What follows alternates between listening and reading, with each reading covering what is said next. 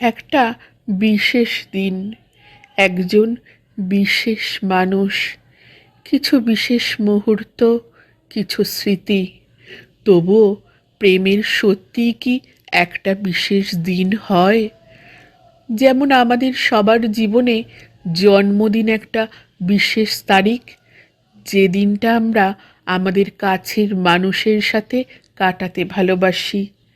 ঠিক সেরকমই প্রতিদিন প্রেমের দিন নিশ্চয়ই, কিন্তু তার মধ্যেও প্রেমকে বিশেষভাবে উদযাপন করার দিন হলো ভ্যালেন্টাইন্স ডে।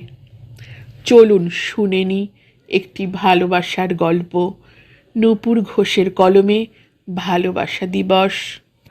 ভালোবাসা কি শুধুই আজকের জন্য? সেদিনও ভালোবাসা দিবস ছিল। তরুণ সৈনিক চিঠি লিখেছিল তার প্রেয়সীকে, দেশের পর তাকেই বুকে দিয়েছিল ঠাঁই। বুক পকেটে চিঠিটা রেখেছিল, সময় মতন পাঠাবে।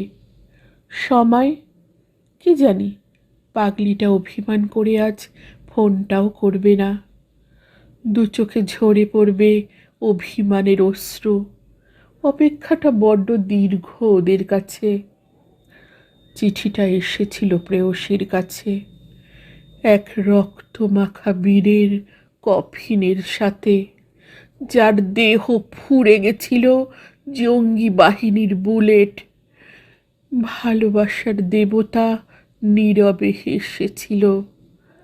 ভালোবাসা আজও আছে অপেক্ষায়, সেই সৈনিকের প্রেয়সীর চোখে।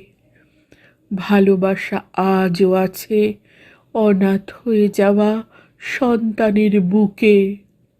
ভালোবাসা বেঁচে থাকে সেই অপেক্ষার মাঝে, যার কোনো শেষ নেই, যার কোনোই দাবি নেই।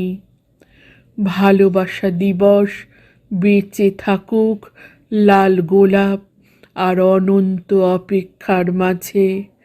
ভালোবাসা দিবস বেঁচে থাকুক লাল গোলাপ আর অনন্ত অপেক্ষার মাঝে।